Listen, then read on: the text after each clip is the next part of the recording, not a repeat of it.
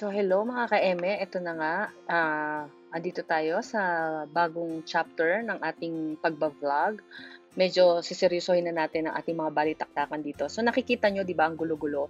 Kasi busy akong mag-empty ng apartment ko sa AUP, kung saan ako nag-aaral. Ganun din yung mga, syempre, mga gamit namin. Kailangan na namin mag-dispose, mag-impake para sa bago naming journey sa buhay, iwan ang aking mga mahal na kaibigan at kaklase. At syempre, ang aking pag-aaral din ay kailangan ko munang itigil at lisanin para humarap sa bagong yugto ng aming buhay, makipagsapalaran, at lumaban. So, syempre, kasama dyan sa mga iiwan ang family namin. Pero bago yan, nagbanding muna kami. Ayan, yung family ko sa side ng mother ko sa Marikina. At punong-puno kami ng salo-salo, walang katapusang despedida parties. At both parties, syempre, ganun din yung family ng mister ko sa Silang Cavite. Nagbanding din kami, walang katapusang kain sa labas. So ito na nga, this is the moment. We're on our way to NAIA, to Ninoy Aquino International Airport para mag-check-in na at mag-pa-arrange ng seat kasi apat kami. So, kailangan namin ng magkakasama kami dahil hindi namin mabook siya sa online. Kaya, inagahan namin. 5:45 yung flight namin, 12 o'clock kami umalis ng Nuvali. Before 1, nandiyan na kami. So, siguro naghintay pa kami sa pila sa immigration. So, ito na nga, nagpapaalaman na po ang magbilas rather. Ang sister ko, ganun din ang si Mamita, si Lolo, si Maring Rose, syempre, ang aking BFF sa Nuvali. So, Maring Rose, hayaan mo, soon, nandito rin kayo. Ganun din yung family ko. With God's grace and mercy, ipagkakaloob sa atin yan na magkasama-sama ulit. At ito na nga ang magpinsan, nagpapaalaman na away bate, pero love naman nila ang isa't isa. And hopefully, sila Luna makasunod na rin sa lalong madaling panahon at magkasama-sama na kami dito. At ayan na nga, syempre, ang unang apo, hindi mawawala rin ang kanilang paalamanan sa kanyang mamita at sa kanyang lolo. At yun, halos hindi na kami paalisin. Parang ayaw na nila kaming umalis. So ito na, ready na kami, nag-present na kami ng passport and travel information. So si Daddy parang gusto pa kami ihatid hanggang eroplano. Parang gusto pa niyang pumasok. So ayan na, tapos na kami sa lahat. Nandito na kami sa airplane aboard Eva Air. 5:45 flight. Medyo gising pa si Elon kasi natulog siya nung gabi sa Nuvali bago umalis. 6 o'clock to 8, natulog pa siya. Kaya medyo energetic pa siya. Pero bago mag-take off yung plane, nakatulog na rin siya. Hindi na niya kinaya. So, ayan, kailangan din naman niya ng energy dahil may layover pa kami. Ito na, sa Taipei. Nandito na kami sa Taipei.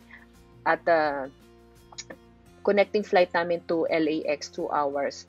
So, ayan, nakaupo na ho kami sa plane going to LAX naman. Actually, halos pababa na kami. Nagutom si Elon. Yan na yung breakfast niya. So, ayan, 30 minutes to land to LAX. So, ayan, nasa LAX na kami. Tapos na kami humarap sa CBP. Nag-immigration na and all. Naglalakad na kami papunta sa aming carousel para kunin yung mga bagahe namin. At iintayin pa namin si Kuya for an hour kasi naipit sila sa traffic dahil rush hour 7:45 kami lumapag. Rush hour yun, nagpapasukan sa trabaho yung mga, alam nyo na. Kaya, ayan, officially, welcome to United States of America na kami ang PEG. So, ayan yung mga anak namin, syempre, para sa kanila yan. Diyos ko po, Panginoon, maraming salamat po sa pinagkaloob yung biyaya at pagtugon sa aming panalangin. So, ayan na si Kuya at nagrenta siya ng mas malaking sasakyan para sa aming 8 pieces luggage. At nagkasya naman. Tinapon namin yung isa kasi medyo nasira na rin at saka hindi na rin talaga kayang magkasya. So, ayan, nagkakarga na po kami ng aming mga bagahe. At madami-dami yan. Medyo natagalan talaga kami magkamada. And shout out kay Kumare, Maring Tessa, salamat sa iyong pa-car seat. So, ayan, dumating ho ang car seat bago pa man kami dumating. So, we're on our way to Victorville para sa aming lunch. Dito na nga kami nag-lunch sa Crackle Barrel. At, syempre, ayan, medyo foggy. Hindi naman, parang 15 degrees, parang early morning ng Tagaytay weather. Parang ganun yung peg. Medyo malamig yung hangin at mas malamig sa loob ng restaurant actually. So, ayan, wini-welcome na kami ng waitress. Mapapalaban na tayo sa mga English-Englishan. So, ayan, kasama namin si Mark, yung kaibigan ni Kuya dito na teacher din. Dito nakatira sa bahay ni Kuya, border niya. So, ang laki pala ng servings niya. Sana naghati-hati na lang kami. So, ang dami nung biscuits, yung corn muffin, tas yan, yung southern chicken, isang order, parang 5 manok, ang dami. Pwede nyo ng paghatian. Tapos, nag-order din si Kuya ng stack of pancakes na yan talaga yung isa sa mga bestseller nila. Masarap siya. So, si Kobe, nag-scrambled egg, bacon, ham, and ano yun, yung hash brown, eme-eme nila. Tapos yan, may pancake. And yung order ko is chicken tenders.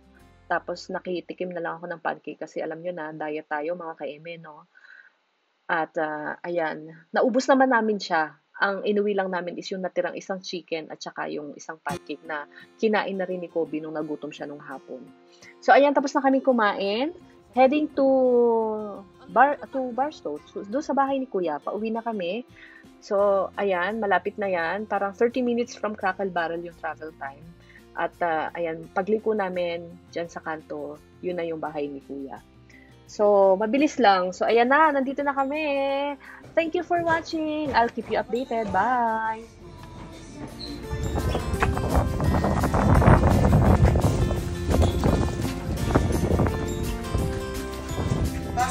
Mami, I love internet. Internet. Kami sa internet. Kakabit ko, dahil